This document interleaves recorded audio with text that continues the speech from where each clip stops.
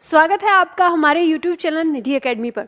जिस तरह से हम लोगों ने 12 नवंबर के दिन के जो हमारे एग्ज़ाम में आए थे क्वेश्चंस यूपीएसआई में, उसके बारे में हमने थोड़ी सी व्याख्या करी थी। तो इसी तरह से आज हम 13 नवंबर में जो पूछे गए हमारे हिंदी के कुछ प्रश्न हैं उसकी व्याख्या करने जा रहे हैं। तो चलो देखते हैं कि हमारे किस तरह से प्रश्न आए थे और हमें आगे आने वाले एग्ज़ाम में जो हमारे आगे आने वाले हैं और एग्ज़ाम जो शिफ्ट हमारी रह गई हैं उनमें हिंदी कैसी आ सकती है, इस तरह का हम अंदाज़ा लगाते हैं कि क्या हमारे एग्ज़ाम में और पूछा जा सकता है। तो जैसे अगर हम बात करें 13 नवंबर की, तो 13 नवंबर में जो प्रश्न आए हैं, जैसे पूछा है प्रश्न कि प्रत्यय के प्रकार, यानी प्रत्यय का प्रकार पूछा है। अब प्रत्यय का प्रकार तो हम यहाँ देख सकते हैं कि दो प्रकार का हो गया, कृत प्रत्यय और तद्धित प्रत्यय। अब हमें इसमें क्या याद रखना है, इसमें क्या देखना है, हमें इस पे देखना है कि यानी प्रत्यय से वो इस तरह का प्रश्न पूछ रहा है। आने वाले जो हमारे एग्जाम हैं उनमें इससे प्रश्न क्या बन सकता है कि वो कृत प्रत्यय का उदाहरण हमें दे सकता है, तद्धित प्रत्यय का उदाहरण दे सकता है। तो हमें उस पर अभ्यास करना है कि इसका उदाहरण क्या होगा, तो कृत प्रत्यय और तद्धित प्रत्यय के लिए। जैसे अगला प्रश्न दिया है, समास से अगर यहाँ पे प्रश्न आया है तो यथाशक्ति में समास क्या है, तो इसका समास तो हो जाएगा अव्ययीभाव। लेकिन हम देखेंगे कि समास से प्रश्न आ रहा है तो हमें समास पे थोड़ा सा फोकस करना है। यानी समास कल भी जो लास्ट हमारी तीनों शिफ्ट थी उसमें भी समास के बारे में दिया था, फिर हमारे इसमें भी दिया है। जैसे दशानन पूछा है, बहुत आसान है, बहुब्रीहि आप इसका कर सकते हैं। तो यानी हमें समास पे फोकस करना है और समास आपके लिए 6 समास 6 सेकंड आराम से आप कर सकते हैं। मुहावरा कुछ, जैसे एक मुहावरा सामने आया है कि नाक का बाल होना, इसका भावार्थ जानने को दिया था। तो यहाँ पे हम कह सकते हैं कि नाक का बाल होना। अब इस मुहावरे का तो भावार्थ हो जाएगा बहुत प्रिय होना। लेकिन आगे परीक्षा के लिए हमें क्या करना है, तो वही प्रीवियस क्वेश्चन पेपर जो हमारे आए हैं, ये भी पहले पूछा जा चुका है और फिर दोबारा से पूछा गया है। तो प्रीवियस क्वेश्चन पेपर पर हम एक बार फिर से ध्यान देंगे। तो वहाँ से आप रटिए, यानी मुहावरे और लोकोक्तियाँ, इनको करिए अच्छी तरह से। इसके बाद अगला प्रश्न आता है सर्वनाम के भेद। जैसे अब यहाँ पे दिया है कि सर्वनाम के भेद, तो सर्वनाम के भेद 6 भेद होते हैं। हम इस बात को तो जानते हैं कि सर्वनाम के 6 भेद हो गए। अब इसमें आपको आने वाली परीक्षाओं के लिए सर्वनाम से किस संबंधित क्या चीज़ याद रखनी है, आप इसमें देख सकते हैं कि वो जो 6 भेद यहाँ दिए हैं वो कौन कौन से हैं, उनके उदाहरण क्या हो सकते हैं, ये आपको ध्यान रखना है। ठीक है, इस तरह से हम देखेंगे। उसके बाद जैसे अगला प्रश्न दिया हुआ है कि सदाचार शब्द का संधि विच्छेद दिया है। अब संधि विच्छेद है तो आपको पता है सदाचार। देखो यहाँ पे मैंने एक चीज़ नोटिस करी है कि अगर अभी तक के जो शब्द हमारे छात्रों ने बताए हैं उनमें स्वर संधि जो है उसको अभी तक स्वर संधि का कोई उदाहरण सामने नहीं आया है। कई सारे अलग अलग आए हैं, जो भी उदाहरण आया है आपका वो व्यंजन संधि से आया है। तो यहाँ पे मैं आपको यही कहूँगी कि स्वर संधि तो आप लोगों को आती है, तो एक बार व्यंजन संधि के जो उदाहरण हैं उनको आप जल्दी से पढ़ लीजिए। तो ये भी व्यंजन संधि है। इसमें क्या है, सत प्लस आचार। सत यानी ये जो त है, त वर्ण का मेल आ से हो रहा है, यानी किसी स्वर से हो रहा है। तो पहले नियम के अनुसार, व्यंजन संधि का जो पहला नियम है उसके अनुसार ये जो त है ये अपने ही वर्ग के तीसरे वर्ण में परिवर्तित हो जाता है और तीसरा वर्ण इसका क्या होता है, ये द होता है और आ इसे पूरा कर देता है और शब्द क्या बन जाता है आपका, सदाचार। तो इस तरह से याद रखना है कि अगर इस तरह का कोई भी प्रश्न आता है तो आप आसानी से कर सकें। ठीक है, संधि विच्छेद या सारी चीज़ें, और आपने अगर मेरी क्लास ली है तब तो आप आसानी से इसे कर सकते हैं, इसमें कहीं कोई दिक्कत ही नहीं होगी। तोड़ना, मोड़ना, जोड़ना सब कुछ आता है आपको संधि का। ठीक है, तो आपने कर लिया होगा। इसी कड़ी में देखते हैं और क्या प्रश्न आपके आए हैं जिस पर हमें फोकस करना है। जैसे प्रश्न आया है राम बहुत बहादुर है, ये विशेषण, इसमें जो विशेषण दिया है बहुत, इस विशेषण को पूछा गया है कि यह कौन सा विशेषण है। तो जैसे अब आप इसको देखेंगे तो आप इसको कैसे पहचानेंगे, और आपको आता ही है विशेषण पहचान करना। मैंने आपको YouTube पे जल्दी से भी फिर दोबारा से रिवीजन करने वाली वीडियो भी दी है, आपको विस्तार से भी पढ़ाया है और फिर जल्दी से भी आपको बताया है। तो आप कैसे इसमें पहचान करेंगे, तो आप देखेंगे कि बहादुर से पहले बहुत आया, और ये जो बहुत शब्द है ये कोई ऐसे कहते हैं ना निश्चित रूप से नहीं बताता, यानी ये कैसे बताता है, अनिश्चित रूप से बताता है। तो हमें इतना तो पता चल गया कि ये क्या है, एक अनिश्चित है। अब अनिश्चित तो हमारे दो हैं, संख्यावाचक भी अनिश्चित है और हमारा जो परिमाणवाचक आता है वो भी अनिश्चित में आता, उसमें भी अनिश्चित है। तो अब हमें देखना है कि संख्यावाचक है या परिमाणवाचक है। तो हमें पता चलता है कि जो ये बहादुर है, अब बहादुर को वो ऐसे तो नहीं बताएगा कि एक बहादुर है, दो बहादुर है, मतलब ये कहा है कि राम कितना, एक बहादुर है कि राम दो बहादुर है, ऐसा तो नहीं ना। तो यहाँ पे क्या है कि हम बहादुर, जो बहादुरी है उसकी, हम उसको माप तोल नहीं सकते। तो जब हम उसे माप तोल नहीं सकते तो इसमें हम इसको किसके अंदर रखेंगे कि यह अनिश्चित परिमाणवाचक के अंदर है, तो हम इसे अनिश्चित परिमाण के अंदर रखेंगे। ठीक है, तो आप ऐसे पहचान कर सकते हैं। नेक्स्ट पॉइंट आ रहा है आपका कि लड़का पेड़ से गिरा।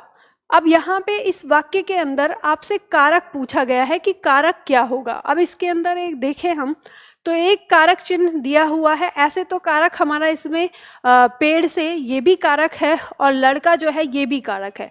लड़का क्या है, लड़का कर्ता कारक है, और पेड़ से जो दिया है, अब से कारक चिन्ह आया। अब इससे पहचान सकते हैं कि से कारक चिन्ह हमारा करण कारक और अपादान में आता है।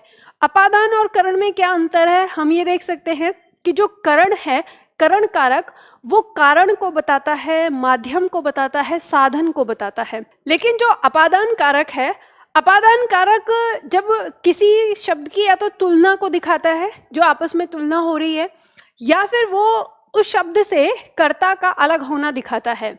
तो यहाँ पे हम देखेंगे कि जो लड़का है वो पेड़ से क्या हुआ है, अलग हुआ है। अलग हुआ है तो ये अपादान कारक में आ जाएगा। तो अब इसका मतलब ये नहीं है कि आप अपादान कारक पे ही टिक के रह जाएं। अब कारक से प्रश्न आ रहा है, यानी आपको क्या पता चलता है अपने एग्जाम के लिए, जिनका एग्जाम नहीं हुआ है, कि मतलब ये कारक से प्रश्न लगातार पूछ रहा है, तो आपको कारक पर फोकस करना है। और भी जो इसमें इसके अंदर हैं, चाहे करण कारक है, चाहे वो संप्रदान कारक है, चाहे वो संबंध कारक है, चाहे वो अधिकरण कारक है, उन सब के बारे में आपको जानना है, उन सबको पहचानना है। नेक्स्ट प्रश्न आता है यहाँ पर, रसराज किसे कहा जाता है। अगर आप लोगों ने बहुत अच्छे से तैयारी करी है तो आपको पता होगा कि ये पहला ही पॉइंट मैं लिखवाती हूँ जब आप लोगों को रस पढ़ाती हूँ कि रसराज किसे कहा जाता है। तो हम कह सकते हैं कि श्रृंगार रस जो है हमारा, वो रसराज कहलाता है। श्रृंगार रस में बड़ा ही आनंद आता है ना, आप जानते हैं संयोग श्रृंगार है, उसमें वियोग श्रृंगार है, तो उसमें अलग ही आनंद आता है। तो रसराज की श्रेणी हम देते हैं किसको, श्रृंगार रस को देते हैं। अब हम इसमें देख सकते हैं दूसरा प्रश्न दिया है कि रस के अब कितने अंग होते हैं। अंग का मतलब होता है अवयव। ठीक है, अब आपने या तो अंग के नाम से पढ़ा होगा या अवयव के नाम से पढ़ा होगा कि रस के कितने अंग होते हैं या कितने अवयव होते हैं, तो वो 4 होते हैं। अब ये 4 कौन से होते हैं, तो आपको पता है कि आपने पढ़ा है, स्थायी भाव पढ़ा है, विभाव पढ़ा है, अनुभाव पढ़ा है और संचारी भाव पढ़ा है। तो यही हमारे जो 4 भाव हैं, ये रस के अंग कहलाते हैं या रस के अवयव कहलाते हैं। तो अब इसका मतलब ये नहीं कि आप यहीं पे टिक जाएं, है ना। तो क्योंकि आपकी परीक्षा में वो कैसे भी पूछ सकता है, तो इससे आपको क्या अंदाजा लगाना है कि ये जो हमारा रस है, रस से संबंधित प्रश्न हमारे आ रहे हैं। तो ऐसे बेसिक प्रश्न भी जो बहुत छोटे छोटे से इधर उधर कोने में पड़े रहते हैं, तो इन प्रश्नों पर भी आपको फोकस करना है, ध्यान रखना है कि ऐसे भी प्रश्न आपकी परीक्षा में आ रहे हैं। ठीक है, अब देखिए इसी क्रम में आप देख सकते हैं, जैसे दिया है यहाँ पर 16 मात्रा वाला छंद दिया है। अब पूछा है कि 16 मात्रा वाला छंद। अब देखो प्रश्न तो किस प्रकार से आया है ये तो हमें तभी पता चलेगा जब हमारी जो प्रश्न है, प्रश्न जब आंसर की आएगी और उस समय प्रश्न हम डाउनलोड कर पाएंगे, तो ही हमें पता चलेगा कि रियल प्रश्न क्या है। पर अभी यहाँ पे सिर्फ अंदाज़ा लगा रहे हैं, जैसे हमें जो छात्र टॉपिक बता रहे हैं थोड़ा बहुत कि इससे आया था, इससे आया था, तो आप उसी से अपना अंदाज़ा लगा सकते हैं कि आप किस किस पोर्शन को और देखेंगे। तो जैसे यहाँ पर दिया है कि 16 मात्रा वाला छंद पूछा है, तो आप इससे इसकी प्रकृति लगाइए कि इसका मतलब वो मात्राओं को रखकर भी हमसे छंद के नाम पूछ रहा है। तो 16 मात्रा वाला तो जैसे चौपाई हो गया, तो मान लो उस आपसे कैसे प्रश्न कर सकता है, आगे वाले एग्जाम में कैसे आ सकता है कि वह छंद बताओ जिसके प्रथम चरण और तृतीय चरण में 13 मात्रा और द्वितीय चरण और चतुर्थ चरण में 11 मात्रा हो। या वो आपसे उल्टा पूछ लेगा कि प्रथम और तृतीय चरण में 11 मात्रा और द्वितीय और चतुर्थ चरण में 13 मात्रा हो, इस तरह से वो प्रश्न कर सकता है। तो आपको यानी जो जितने भी छंद आपको पढ़ाए गए हैं, सारे छंद की मात्राओं को अच्छी तरह से याद रखना है। उसका जो बेसिक तरीका हो सकता है पूछने का, वो आपको फोकस करना है। देखो, इस एग्ज़ाम से एक पता चल रही है यहाँ पर बात कि उसने हिंदी को बहुत ज़्यादा टफ लेवल पे नहीं लिया है, वो बस बेसिक बेसिक चीज़ों को पूछ रहा है। तो आपको उसी पर ध्यान देना है। ऐसे ही आप क्वेश्चन बना सकते हैं। जैसे ये प्रश्न दिया है, कुंडलिया किन छंदों से मिलकर बना है।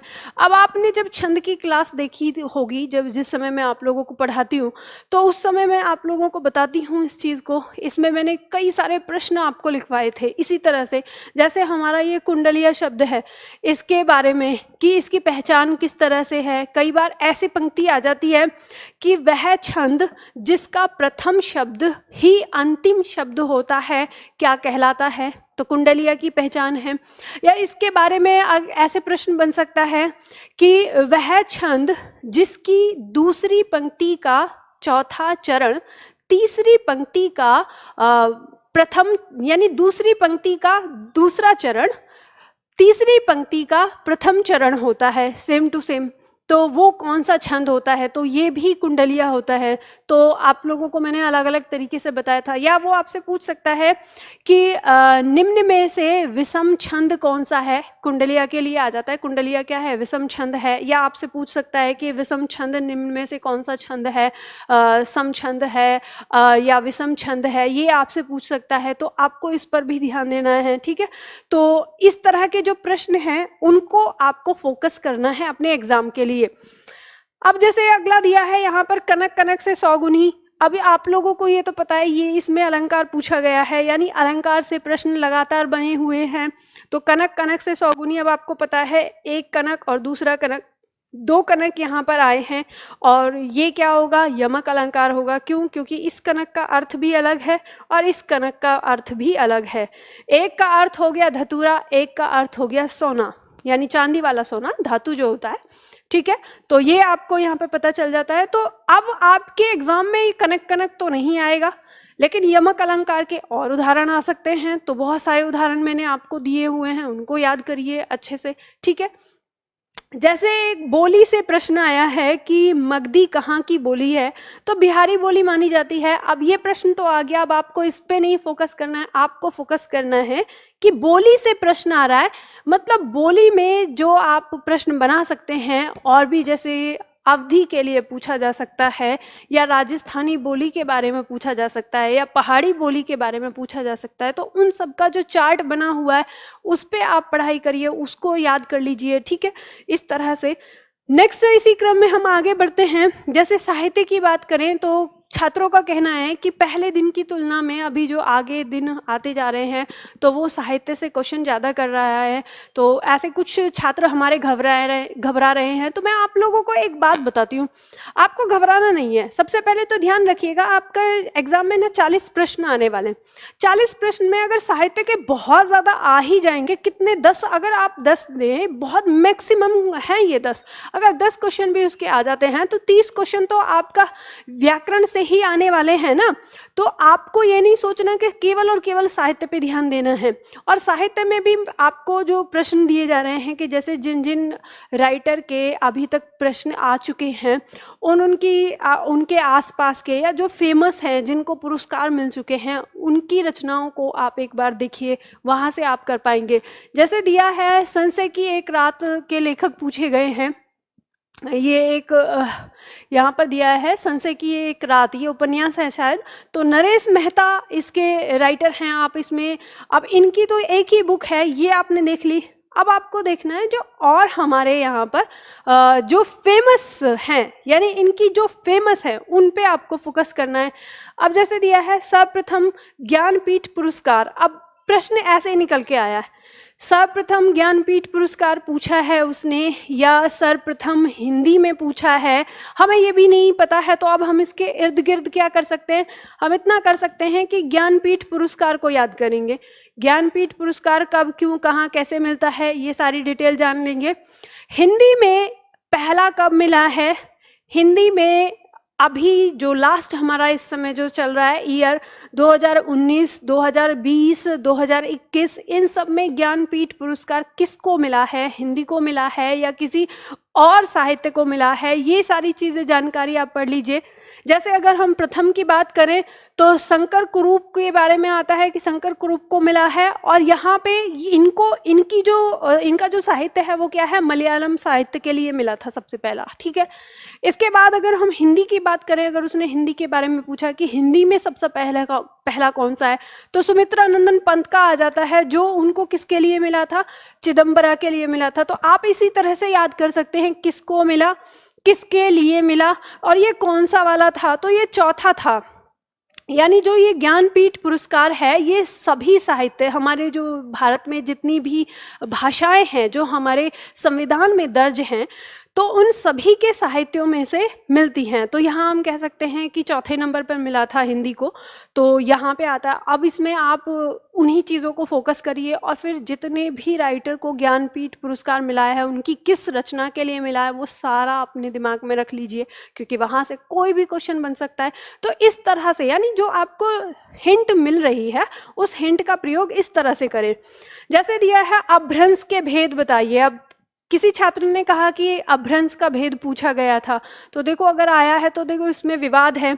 कुछ कवि कहते हैं, कुछ राइटर जो कहते हैं वो कहते हैं कि 3 होते हैं इसके भेद, लेकिन कुछ ने इसके 4 भेद बताए हैं, कुछ ने 2 भी कहे हैं। तो इसमें तो कहीं पे भी कोई ऐसे ही कहें कि सर्वमत तो किसी का है ही नहीं। तो अब एग्ज़ाम में प्रश्न किस तरह से आया था, ये तो तभी पता चलेगा जब एग्ज़ाम में प्रश्न होगा और तब आएगा।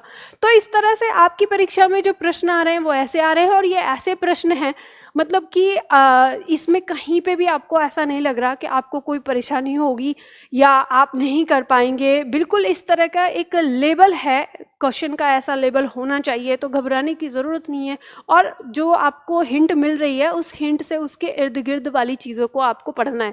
ये नहीं करना कि जो यहाँ पे दे दिया है बस आप उसको पढ़ के ही वही आप सोचे कि उसी में सारी तैयारी हो जाएगी मेरी, तो वो सारी चीज़ें नहीं होंगी। आपको कैसे करना है, इनके इर्द गिर्द, इनके आसपास वाली चीज़ों पे फोकस करना है, वही आपके एग्जाम में आएंगे, ठीक है। आप में से बहुत सारे छात्र कह रहे थे कि मैम हमें आपको क्लास लेनी है, आपकी क्लास लेनी है, तो हम कैसे लें, तो वो मैं आपको बता देती हूँ। जैसे जिन छात्रों को ऑनलाइन क्लास लेनी है तो उन्हें क्या करना है, हमारे ऐप को डाउनलोड करना है, हिंदी एकेडमी। प्ले स्टोर पर जाकर ये आप टाइप करेंगे हिंदी एकेडमी, तो ये हमारा ऐप आ जाएगा।